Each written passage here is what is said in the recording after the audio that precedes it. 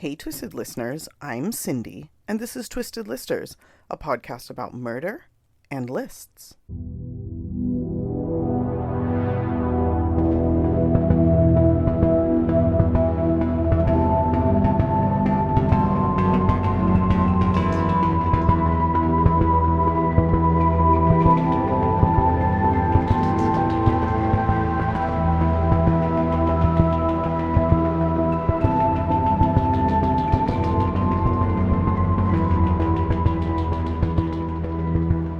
And I am 99% sure today will be the last of my solo episodes. This is a bittersweet feeling, I'll admit. I'm really excited to have Diva back, but it's been fun doing these and having time to kind of do in-depth, just picking whatever I want. It's been good, but I'm definitely excited to have Diva back. I think it's a much better podcast when there's two of us. And, hopefully everybody has enjoyed these, but agrees that we all miss Diva. I want to call out real quick and say thanks to everybody who went on Spotify and left comments and rated us. That's super cool. We now have over 100 ratings. Thank you, everybody. And the episode comments were hilarious. Yes, how dare either of us have an opinion about Mexican food? We should definitely no longer podcast. I loved that comment. Obviously, it was said in jest, and I appreciate that. Also, thank you guys for telling me that I'm doing a good job by myself. That feels real good. So I appreciate you and thank you all so much. Moving on to today's story, I chose one that has been covered very little. It was really hard to find research. It's a really crazy story. If you know it, you're going to be like, whatever. It's like watching The Usual Suspects. Like once you know the story, it's not that exciting, but like the first time you hear it is incredible. So hopefully most of you haven't heard about this. This is a crime that takes place in Manchester, UK in 2003. And I don't know what I want to call it. I might just call it the catfish crime of all time. So hopefully you guys haven't heard it. If you have, hopefully you like the way I tell it. But either way, we're just going to jump in. So like I said, this takes place in Manchester, UK in 2003.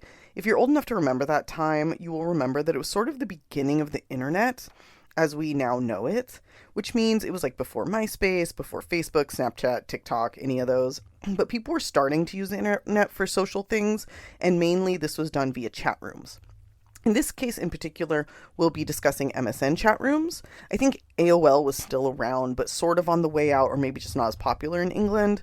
So we're in, the midst of the great move into social media, kind of in its, inception. It's not like a big thing yet. Chat rooms were definitely a big thing, though. Like, people would spend hours and hours in there. They would have online best friends. I actually lived with a woman in, like, the year 2000, 2001, who had met her boyfriend in a chat room, and they ended up getting married. And they had never met, but they got engaged, like, online, and then spent time together, got married, and, like, moved in together. And I remember, like, this was back when you would use your telephone to dial up to, like, be on the internet. And we had one phone line, and it caused, like, the hugest arguments between, like, her and me and our other roommates because, like, she would just tie up the phone.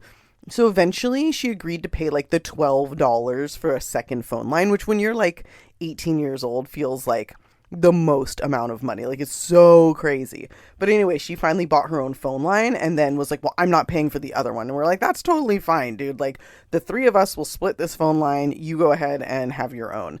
So this is truly like back when things were kind of like that. In this case, I did read that both of these boys had like the new like DSL or whatever it was where it wasn't on their phone lines, which is like pretty wild that they had this kind of dial up, I mean. But anyway, okay. So that's kind of how the era that we're in right now, where like people were brand new to these, people still meet online. Like online dating is a huge thing, but I don't think people really give credit to the chat rooms for like really kind of starting all of this. So that's where we're at. That's kind of the era of this story. Now we're going to start this story with a boy named John. He's a super smart 14-year-old who went to a private school in Manchester. It was super easy for him to get straight A's. He was just one of those kids.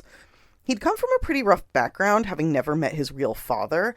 And in fact, he found out that his stepfather was not his real father when he was 4 years old. I don't know how a 4-year-old would have figured that out, but he did. And I'm sure it was very traumatic for him. After he came to terms with his abusive stepfather being his stepfather and not his real dad, this man left his family when he was 7 years old, leaving him, his sister, and his mother all alone. His mother moved into a tiny place that wasn't very, it wasn't a good place to live.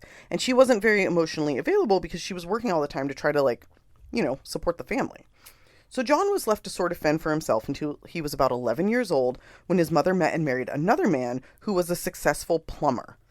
The family wasn't exactly rich, but they had enough money that both John and his sister went to this private school.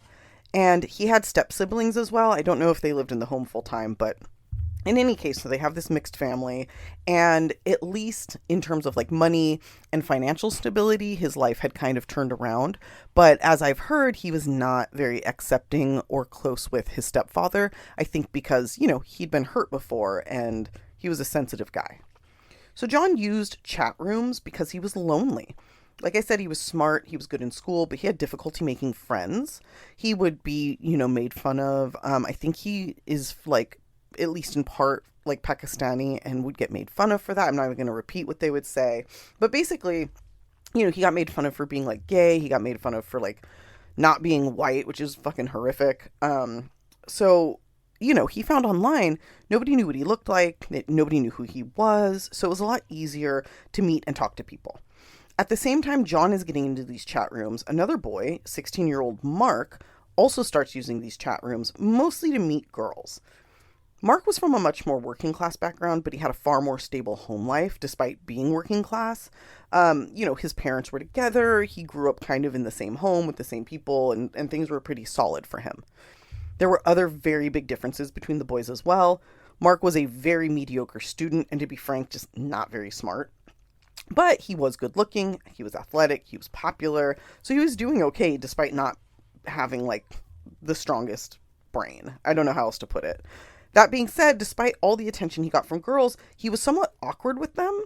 He didn't really know how to navigate talking to or interacting with them, and he found that online was way easier for him to chat with girls, so it would make sense to do that first, then meet in person once the ice was broken. So that's why he wanted to use chat rooms. Now, these two boys met in the Manchester Teens chat group, and while John was interested in a friendship, Mark was, okay with it, but again, he was there for girls, so he was yeah, nice to meet you, whatever. But they did talk. They would chat all together in this big room. So the way chat rooms would work was as many people, I mean, maybe there were caps, but a lot of people could enter the chat room and everybody would be talking to each other. Now, if you wanted to go into a private room and talk to each other, you could do that. And that's what people would often do. They would meet each other in these larger groups and then sort of split off into smaller groups. So they're both on this chat room, kind of just peripherally talking. And then a few weeks later, a girl enters the chat. Her name is Rachel West, and immediately Mark is interested. She's 16, and there's a photo of her that's this beautiful girl, and he's just super into it. So he privately messaged her, hoping, maybe she'll respond, and she did. And they started talking, and she seemed really into him. The two got along super well. Mark would come home from school or whatever else he had to do and rush to his computer so that he could chat with Rachel. Now, eventually during talking, Rachel told him that she was in fact John's sister. But when Mark asked John, John was no, she's my stepsister. We're not blood related. I don't know why it was important for him to say that, but it seemed really important that he knew, or that Mark knew, that they were not blood related. So anyway, Mark and Rachel would talk often. Mark and John would as well. They were all kind of friends and talking and whatever. Now that Mark and John had someone in common, they seemingly had more to talk about. Plus, they just spent so much time together in the chat room that they became friends kind of all on their own. They also spent time chatting with this kid named Dave, who was from the Manchester area. He's not really in the story, but he was just another kid that would pop in and out and was like friends, a connector friend between all of them. At one point, Mark tried to meet up with Rachel, but apparently she was too busy. I don't know if she lived with John or if she lived with her other, with her mom. So she was farther away. She had trouble meeting up with Mark. John and Mark decided, well, we can hang out. Let's go meet up. And Rachel was yeah, you guys go hang out. I'll find a time to meet you guys soon. I'm just really busy. I don't know if she was cheerleading or what she was doing, but essentially she was just too busy to hang out. So the boys hang out once together. It goes well, like they're friends. But again, Mark is really focused on Rachel and he's like falling in love with her. And as Mark and Rachel got to know each other more and more, Rachel began to open up about a very serious situation. She had a stalker, and the stalker's name was Kevin McGregory.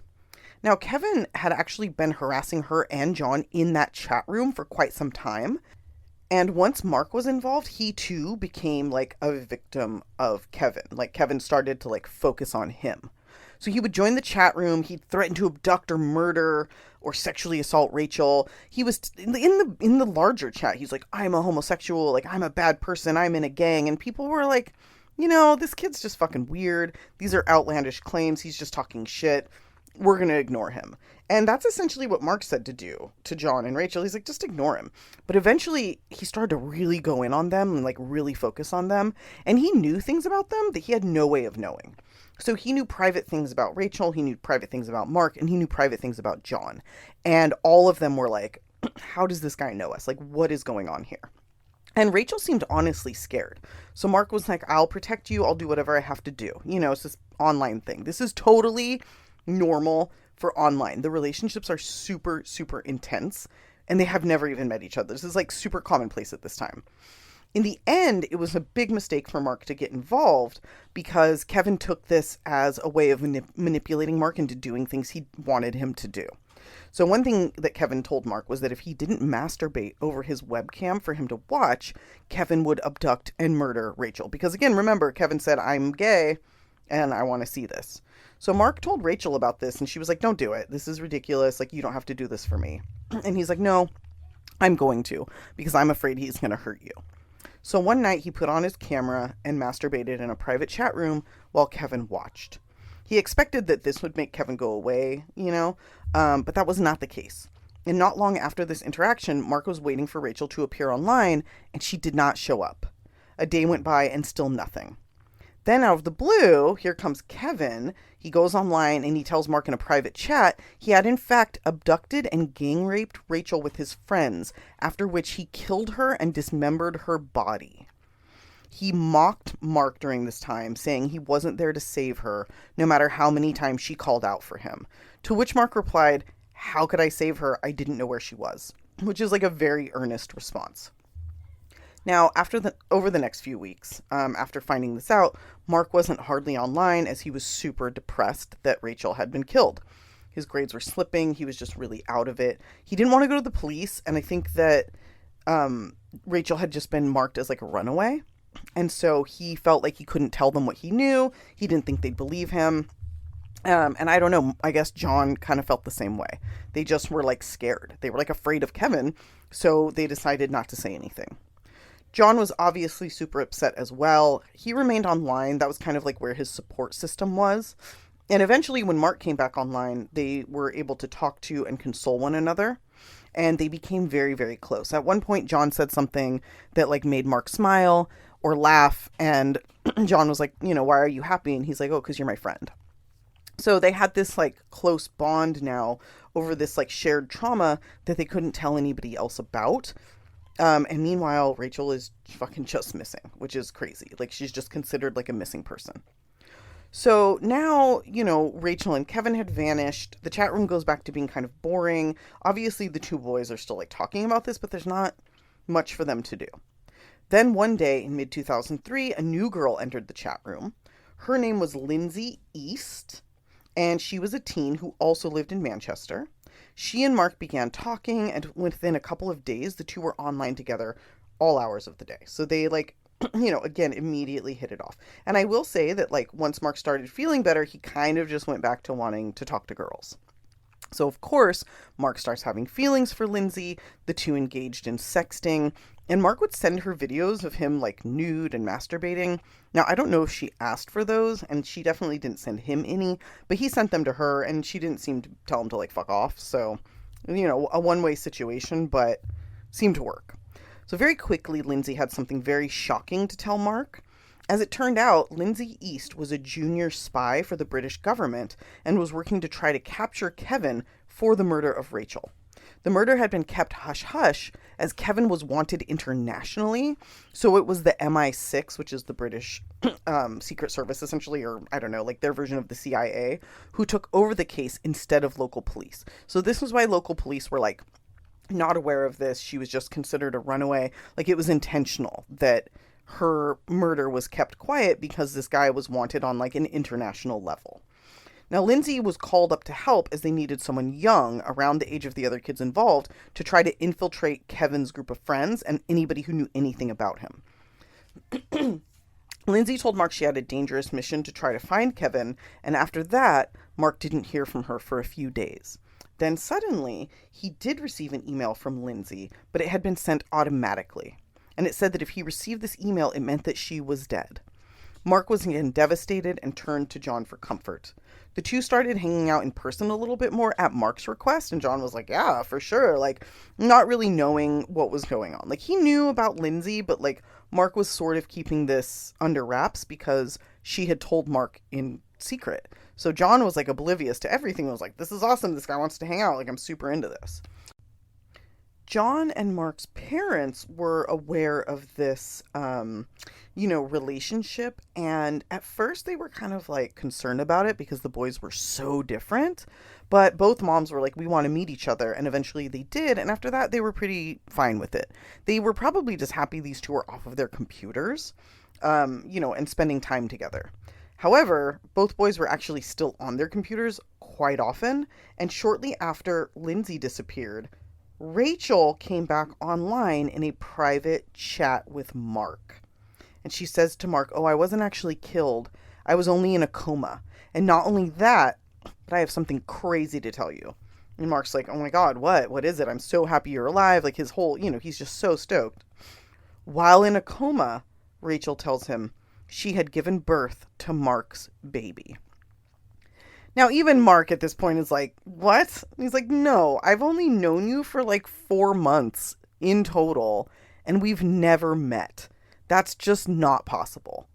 And before you know it, Rachel just disappears again. So Mark assumed that it was somebody like messing with him, which is really fucked up.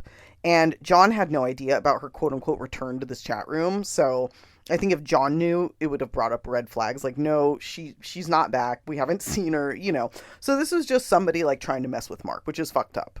Now, immediately after this, another person entered the chat and made very little small talk. This woman's name was Janet Dobinson, and she immediately told all of the kids in the room that she was an adult and not looking to hang out. In fact, she was there looking for someone special to help her. And Mark was interested. The two began talking, and Janice told him, I'm 40 years old and I'm married, but she made it a point to tell him that she was still very sexy, which I guess is weird, but would be a good thing to tell a horny 16-year-old if you're trying to get him to do something for you, So I guess it makes sense. So at Mark's kind of urging, she and Mark begin chatting privately, and she tells him she is also a member of MI6 and that she knew Lindsay. Now, Janet, being older, is in a much higher ranking position and is in charge of a very important mission. There apparently was a treasure chest of sort buried deep within the ocean's floor, and only the queen knew where it was, and only the queen had the code for the chest. So, like, even if they pulled it out of the ocean, they wouldn't be able to unlock it. Only the queen knew the code. Janet was in charge of protecting the chest, as it was worth 548 billion pounds, which is like an unheard of amount of money. She said that the only other person who knew the combination was a 14-year-old boy named James Bell, and that James Bell also lived in the Manchester area.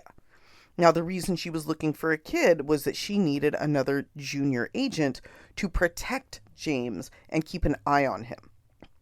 Now, after she and Mark spoke for a while, and Janet decided that Mark would be a good person to do this, she let him know that she hadn't chosen him by accident, and that in fact, James Bell was none other than Mark's friend, John.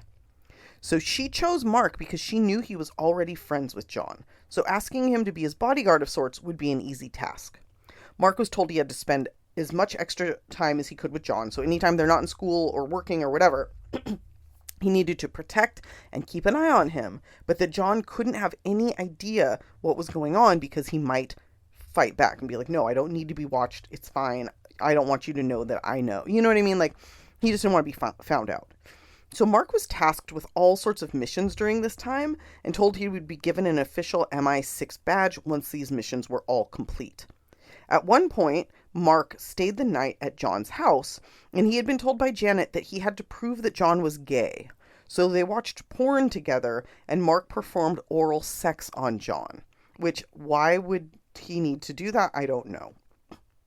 At this point, John is just like super stoked. He's like, this dude wants to hang out with me. He's super into me. Like, this is fucking great.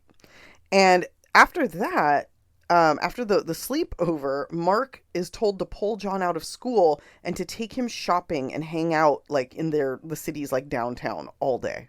And again, this is on Janet's orders saying you need to get him out of the school. Just take him anywhere. Just get him out of the school. So Mark tells the teacher he had a dentist appointment, and the teacher's like, okay.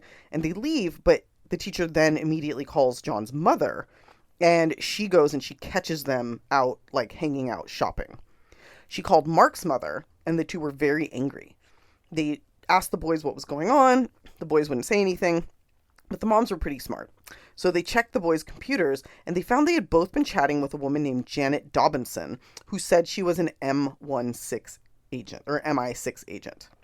The mothers were both a little shocked that the boys believed this, and told them, you need to be more discerning about what and who you believe online. They were both forbidden from more sleepovers. They were forbidden from talking to this Janet woman. And the moms were like, get it together. You guys are too old for this shit. However, less than a week later, they were both back at it. I'm not really sure what Janet and John were talking about, but I know that Janet and Mark were discussing what's coming next. So at one point, Janet says to Mark, do you think you could kill someone? And Mark says, maybe. I'd want to know why, though. Janet said, well, think about it. And Mark replied, yes, I could. There's my answer.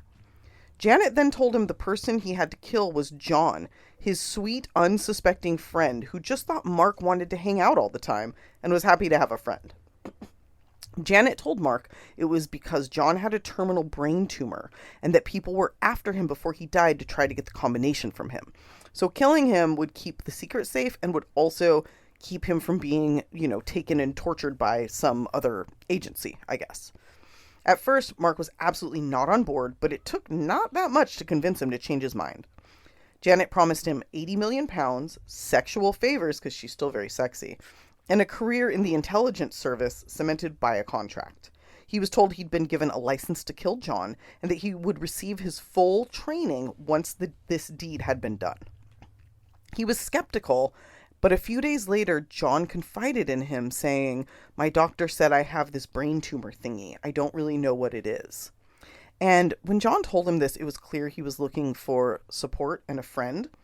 But what it really did was make Mark go, holy shit, this is real, So he decided, I'm going to kill my friend. Janet told Mark that as he was killing him, to tell John that he loved him and to trust him. He was told to stab him to death so that it seemed like, a random crime, and to use a large knife. The two went shopping together one evening through a busy area of town where Mark was to kill John in an alley and make it look like a robbery gone bad. The two even bought the knife that Mark would use, John not realizing what it was going to be used for. And as the day turned to evening, John and Mark walked down a quiet alleyway and stopped. John was confused, like, why are we stopping here? Until Mark pulled the knife out. John looked at him, looked at the knife, and stood there stunned. Mark grabbed John and plunged the knife into his chest, and John fell to the ground screaming, "You've killed me." Mark told him, "Please be quiet, please, please, please," pulls him up again, saying, "Trust me," before plunging the knife into his stomach. He then said, "I love you," and let John fall to the ground. Now he waited a few minutes hoping that Janice would arrive, but then he eventually called 999 for help. When help arrived, Mark told police that a man in a dark hood wearing all black had randomly attacked them in the alleyway, stabbing John. The man was wearing gloves and had stabbed John twice before running off. John was taken to the hospital and given life-saving care, and when he came to, he covered for Mark. He either said he couldn't remember or wasn't sure who had attacked him, but either way, he lied for his friend, which is fucking crazy. Like, I don't know why you would do that. Newspapers reported a would-be killer on the loose and posted John's face in the paper as the victim of a random stabbing. People in the area were terrified and wanted answers. Meanwhile, police were investigating, and they were looking for this random killer. Then they got their hands on the CCTV footage and found there was no man, only Mark and John in that alleyway. When they confronted Mark with this, and when Mark realized that Janice had not yet revealed herself at the police station, as she had promised, he told police everything. And police said that they could tell he believed every single word he was saying. Mark was totally trusting of Janet, of Rachel, of Lindsay, of Kevin, all of them. And so was John, as far as police could tell. He admitted to talking to all of these people. He also admitted that he had lied to Mark about Rachel being his sister, but he said he was just like going along with her, and it was like a funny little joke they'd decided to play. So that seemed, pretty harmless. Police were baffled. Who would want one boy to kill the other, and why? The answer had to be in the chats. They were thinking pedophile ring. They were thinking, who knows, weird gang shit, just random catfishing. Catfishing wasn't a thing back then, but I'm using that term. So the answer had to be in the chats. They called in a criminal intelligence analyst, Sally Hogg, to investigate. She got a hold of both boys' computers and was able to pull hundreds and hundreds of pages of chats from these computers. She found 193 email addresses within these rooms and was able to sort of nail down the main cast of characters in this insane situation. So we have Mark, we have John, we have Rachel, we have Lindsay, we have Kevin, and of course we have Janet, who I may have just called Janice. These 6 people had spent the most time talking to one another and seemed to be involved in these weird plots. So Sally really focused on them and their interactions. She also found all of the videos of Mark masturbating and all of that. And so that's kind of where the police got the pedophile ring. Because they're like, who wants to see the 16-year-old, doing this online? That's fucking weird.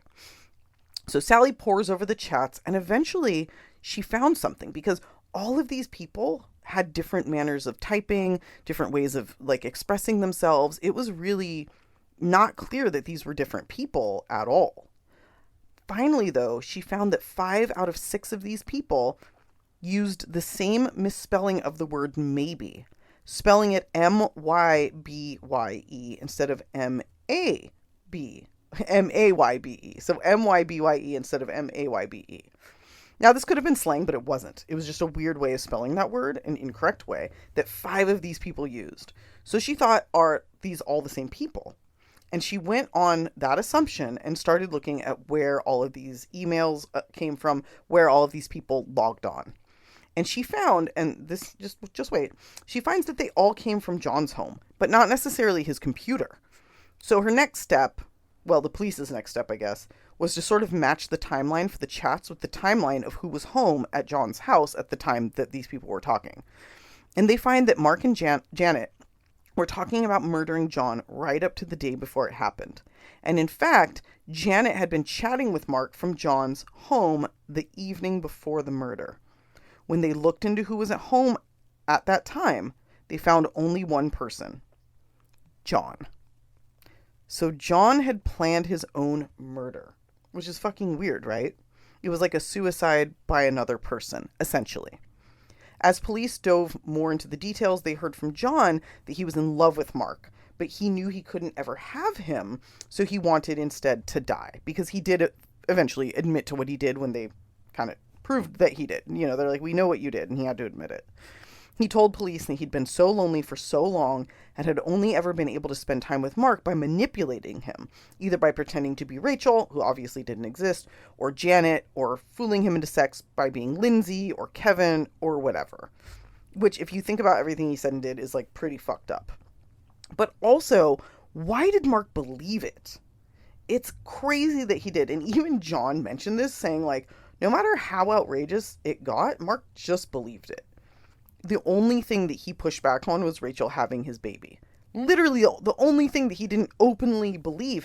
And that didn't even set off alarm bells for him to think that everything was a lie. It's just fucking crazy. It makes me wonder if there's something else going on with Mark. And that's also been brought up in other like articles, like Vanity Fair writes about this, and they kind of touch on that. And I feel really bad saying it, but like you have to wonder how somebody can believe something like this. Later on, Mark said, "I've been such a fool." So at least he kind of, understood. Both boys were charged in this case. For the first time in British history, John, whose real name is Daniel, I'm not going to give his full name, but like that, you can find it online. He was charged with inciting his own murder, and Mark, also a fake name, obviously, was of course charged with attempted murder. In the end, both were given probation with only supervised internet use and no contact with each other ever again. So that, the judge, I think, was like, this is fucked up. Like Mark wasn't, it's hard to blame somebody like that, and I really appreciate the British justice system for sort of acknowledging that and not just punishing the shit out of this kid, being like, well, he should have known. And it's like, but he didn't. Like, he truly didn't.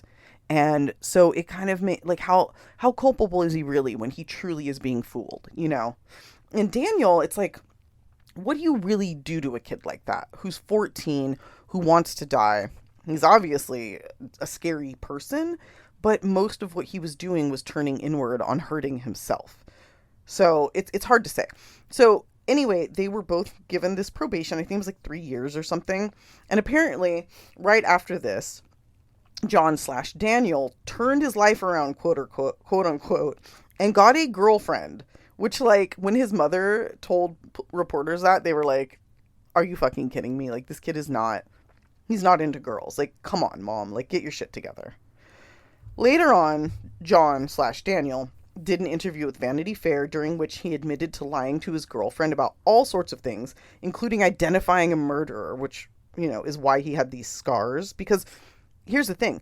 There's never been anything about this in the papers in the UK because they were both underage. So they put out this thing like there's a random killer on the loose in Manchester, and then they weren't allowed to correct that. So for a time, people thought there was still a man on the loose. And even when police knew that wasn't the case, they couldn't release that because they're children and they're, protecting their identities and protecting what happened. So, he's telling his girlfriend this. He said that his girlfriend doesn't believe him. So maybe she Googled him. Who knows? But in any case, he's still doing this crazy shit. The interviewer or the person who wrote the article for Vanity Fair also said that, like, even just the mention of Mark will bring John/Daniel to tears because he misses him so much. And he says, even though I know my relationship with him was fake, like, I still love him and miss him. Because to him, it was very real. Like, on his end, he was getting to know this person. And Mark was getting to know all these fake people that John had created. So, in any case, that's kind of it. That's the whole story. John Daniel has now apparently been fine. Nothing else really has happened. And we still don't know Mark's real name, so it's hard to really track anything going on with these two. This, again, was in 2003, so they're both quite a bit older at this point. Definitely, in their 30s, I guess. So pretty fucking crazy. Such a weird catfish moment and such a learning lesson, for anybody who is in chat rooms. Like, you really don't ever know who you're talking to. Like, even if they have a picture up, we still don't know where that picture of Rachel came from. Even if somebody has a picture, it may not be who they are. So if you're using online dating, if you're using chat rooms, which still exist, online gaming is like a thing now where people chat. Just be careful, because this can happen. Fucking crazy, but this can happen. All right, guys, thanks so much for listening. I hope you all enjoyed this last of my solo episodes. I'll be back with Diva hopefully in the next couple of days with fresh content. We already have our newest, topic chosen. It's a good one. We'll tell you about it when we record. But until then, thanks everybody. Thanks again, everybody, for the Spotify reviews and all of the comments. They're hilarious. They brighten my day. Please like, rate, review. Continue to tell your friends. Even though I've only been posting once a week, we've been getting the same amount of listens. So I think we have an ever-growing audience base, which is fantastic. Once Steve is back, we will get our shit together with Patreon as well. But until then, enjoy these solo episodes and be sure to stay off our lists. Bye.